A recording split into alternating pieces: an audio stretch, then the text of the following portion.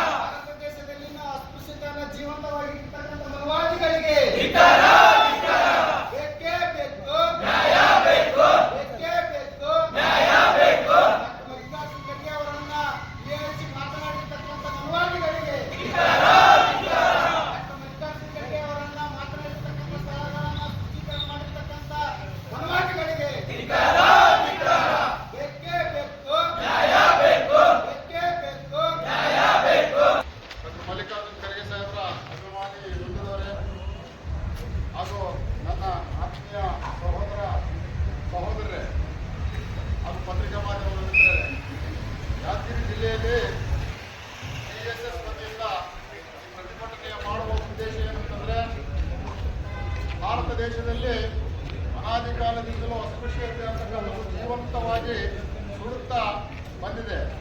ದಲಿತರು ಅಂತಂದ್ರೆ ಎಲ್ಲರೂ ದಲಿತರಂತಂದ್ರೆ ಆರ್ಥಿಕವಾಗಿ ಹಿಂದುಳಿದಿರ್ತಕ್ಕಂಥವ್ರನ್ನ ದಲಿತರು ಅಂತ ಹೇಳ್ತೀವಿ. ಆದರೆ ನಾವು ಅಸ್ಪೃಶ್ಯರು, ನಮಗೆ ಆಗಿರ್ತಕ್ಕಂಥ ಕೆಲವು ಪ್ರತ್ಯೇಕತೆಯನ್ನ ಇಟ್ಟಿದ್ದಾರೆ. ಭಾರತ ದೇಶದ ಒಂದು ಸಂಪ್ರದಾಯದಲ್ಲಿ ಕೆಲವು ಪ್ರತ್ಯೇಕತೆಗಳನ್ನು ಇಟ್ಟಿದ್ದಾರೆ. ಒಂದು ಚಾವಣಿಯಲ್ಲಿ ಸ್ವಾತಂತ್ರ್ಯ ಇಲ್ಲ, ಸಾರ್ವಜನಿಕ ಸಭೆಗಳಲ್ಲಿ ಭಾಗವಹಿಸ್ತಕ್ಕಂಥ ಸ್ವಾತಂತ್ರ್ಯ ಇಲ್ಲ, ಮತ್ತು ಧಾರ್ಮಿಕ ಕ್ಷೇತ್ರಗಳಲ್ಲಿ ಭಾಗವಹಿಸ್ತಕ್ಕಂಥ ಸ್ವಾತಂತ್ರ್ಯ ಇಲ್ಲ, ಮತ್ತು ನಾವು ದೇವರನ್ನ ದರ್ಶನ ಮಾಡಿಕೊಳ್ಬೇಕು ಅಂತಂದ್ರೆ ಅಲ್ಲಿ ಕೂಡ ಅಸ್ಪೃಶ್ಯತೆ ಆಚರಣೆ ಅನಾದಿ ಕಾಲದಿಂದಲೂ ಮಾಡ್ಕೊಂತ ಬಂದಿದ್ದಾರೆ.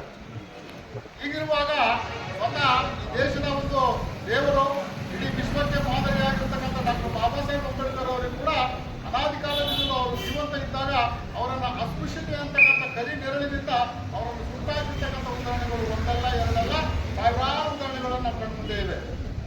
ಆದರೆ ಇತ್ತೀಚಿನ ದಿನಮಾನಗಳಲ್ಲಿ ಸಂವಿಧಾನ ಜಾರಿಗೆ ಬಂದ ಮೇಲೆ ಭಾರತ ದೇಶದಲ್ಲಿ ದಲಿತರನ್ನ ಅಸ್ಪೃಶ್ಯತೆಯನ್ನ ಆಚರಣೆ ಮಾಡತಕ್ಕಂಥ ಊರಾಗ್ಲಿ, ಏರಿಯಾ ಆಗಲಿ, ಜನಾಂಗವಾಗಲಿ ಅವರಿಗೆ ಶಿಕ್ಷೆ ಕೊಡಬೇಕು ಅಂತಕ್ಕಂಥ ನಿಟ್ಟಿನಲ್ಲಿ ಕೆಲವು ಕಾನೂನುಗಳನ್ನು ಡಾಕ್ಟರ್ ಬಾಬಾ ಸಾಹೇಬ್ ಅಂಬೇಡ್ಕರ್ ಸಂವಿಧಾನದಲ್ಲಿ ಮಾಡಿದ್ರು ಕೂಡ ಅದರ ಅಂಜಿಕೆ ಹಳಕಿಲ್ಲದೇ ಇವತ್ತಿನ ದಿನ ಅಸ್ಪೃಶ್ಯತೆ ಆಚರಣೆ ನಡೀತಾ ಬಂದಿದೆ.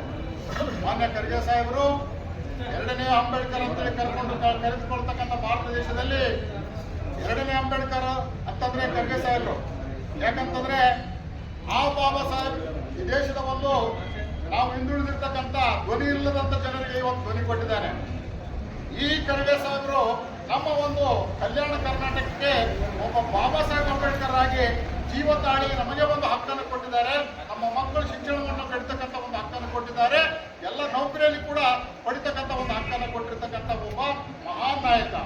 ಇವತ್ತಿನ ದಿನ ಉತ್ತರಾಖಂಡ್ನಲ್ಲಿ ಹೋಗಿ ಅಲ್ಲಿ ಸಾರ್ವಜನಿಕ ಸಭೆಯಲ್ಲಿ ಭಾಗವಹಿಸಿದಂಥ ಸಂದರ್ಭದಲ್ಲಿ ಅವರು ಮಾಡಿರ್ತಕ್ಕಂಥ ಭಾಷಣದ ಸ್ಥಳವನ್ನ ಈ ಒಂದು ಜನಾಂಗ ಅನುವಾದಿಗಳು ಭಾರತ ದೇಶದಲ್ಲಿ ಕುಟುಂಬವನ್ನು ಹೋಗಬಾರ್ದು ಅಂತಕ್ಕಂಥ ಒಂದು ನಿಯಮವನ್ನ ನೇರವಾಗಿ ಅಂದಿನ ಭಾರತ ದೇಶದ ಪ್ರಧಾನಮಂತ್ರಿ ಉಪ ಪ್ರಧಾನಮಂತ್ರಿಗಳಾಗಿರ್ತಕ್ಕಂಥ ಬಾಬು ಜಗಜೀವನ್ ಅವರಿಗೆ ಹೇಳಿ ಒಂದು ಅಸ್ಪೃಶ್ಯತೆಯನ್ನು ಎತ್ತಿ ತೋರಿಸಿದರು. ಡಾಕ್ಟರ್ ಬಾಬಾ ಸಾಹೇಬ್ ಅಂಬೇಡ್ಕರ್ ಅವರ ಧರ್ಮಪತ್ನಿ ತನ್ನ ಒಂದು ಕಟ್ಟ ಕಡೆಯ ದಿನಗಳಲ್ಲಿ ಆ ಪಾಂಡರಪುರದ ಒಂದು ವಿಠಲ ದೇವಸ್ಥಾನದಲ್ಲಿ ಹೋಗಿ ದೇವರ ದರ್ಶನ ಮಾಡಿದ್ರೆ ನನಗೆ ಆರಾಮಾಗ್ತದೆ ಅಂತಕ್ಕಂಥ ಒಂದು ಸಲಹೆಯನ್ನ ಬಗಲಲ್ಲಿರ್ತಕ್ಕಂಥ ಪಕ್ಕದಲ್ಲಿರ್ತಕ್ಕಂಥ ಕೆಲವು ಹೆಣ್ಮಕ್ಳು ಹೇಳಿದಾಗ ನನ್ನ ಒಂದು ಕೋರಿಕೆ ಏನಾದ್ರು ಬಾಬಾ ಸಾಹೇಬ್ ಅಂತ ಹೇಳ್ತಾರೆ, ನಾನು ಒಂದಲ್ಲ ಒಂದ್ಸಲ ದಯಮಾಡಿ ನನ್ನ ಮನೆಗಳಿಗೆಲ್ಲಿ ಪಾಂಡರಪುರ ದೇವಸ್ಥಾನದ ವಿಠಲ ದೇವಸ್ಥಾನವನ್ನು ದರ್ಶನ ಮಾಡಿಕೊಳ್ಬೇಕಂತ ಆಸೆ ಇದೆ, ನನಗೊಂದು ದರ್ಶನ ಮಾಡಿಕೊಳ್ರಿ ಅಂತ ಹೇಳಿ ಹೇಳಿದಾಗ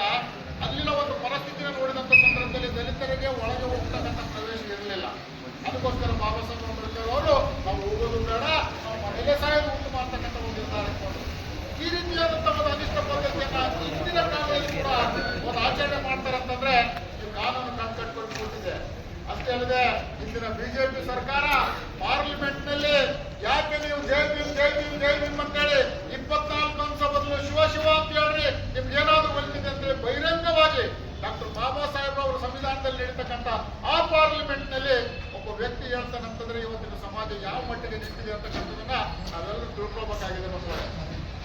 ಆದ್ದರಿಂದ ಈ ಒಂದು ಮನವಾದಿಗಳನ್ನ ನಾವು ಮದಿಸಬೇಕು, ಅವರನ್ನ ಬಗ್ಗು ಬಡಿಬೇಕಂತಂದ್ರೆ ನಮಗಿರ್ತಕ್ಕಂಥ ಒಂದೇ ಒಂದು ಅಸ್ತ್ರ, ಅದು ನಮ್ಮ ಮತದಾನ. ಮತದಾನವಾದ ಮೂಲಕ ನಾವು ಈ ಮನವಾದಿಗಳನ್ನ ಈ ದೇಶದಿಂದ ಕಿತ್ತೊಯ್ಲಿಲ್ಲ ಅಂತಂದ್ರೆ ಮುಂಬರ್ತಕ್ಕಂಥ ದಿನಮಾನಗಳಲ್ಲಿ ನಮ್ಮ ಸಂವಿಧಾನಕ್ಕೂ ಅಡ್ಡಿ ಇದೆ, ನಮಗೂ ಕೂಡ ಅಡ್ಡಿದೆ, ನಮ್ಮ ವೈಯಕ್ತಿಕ ಸ್ವಾತಂತ್ರ್ಯ ಕೂಡ ಈ ಜನ ನಮ್ಮನ್ನು ಬಿಡುವುದಿಲ್ಲ ಅಂತಕ್ಕಂಥ ಮಾತನ್ನು ಹೇಳುತ್ತಾ ಇವರನ್ನು ನಾವು ಧಿಕ್ಕರಿಸಬೇಕು. ಆ ಒಂದು ಸ್ಥಳವನ್ನು ಶುದ್ಧೀಕರಣ ಮಾಡಿರ್ತಕ್ಕಂಥ, ಆ ಒಂದು ಸ್ಥಳದಲ್ಲಿ ಹೋಮಹವನ ಮಾಡಿ ಅಪಮಾನ ಮಾಡಿರ್ತಕ್ಕಂಥ ಜನರಿಗೆ ಶಿಕ್ಷೆ ಆಗಬೇಕು, ಅವರಿಗೆ ಕಠಿಣ ಶಿಕ್ಷೆ ಆಗಬೇಕು ಅಂತಕ್ಕಂಥ ನಿಟ್ಟಿನಲ್ಲಿ ಈ ಒಂದು ಸಂಘರ್ಷ ಸಮಿತಿಯವರು ಇವತ್ತು ನಾವು ಮನವಿಯನ್ನು ಸಲ್ಲಿಸ್ತಾ ಇದ್ದೇವೆ. ಅವರಿಗೆ ಕಠಿಣ ಶಿಕ್ಷೆ ಆಗಲಿಲ್ಲ ಅಂತಂದ್ರೆ ಮುಂಬರ್ತಕ್ಕಂಥ ದಿನಮಾನಗಳಲ್ಲಿ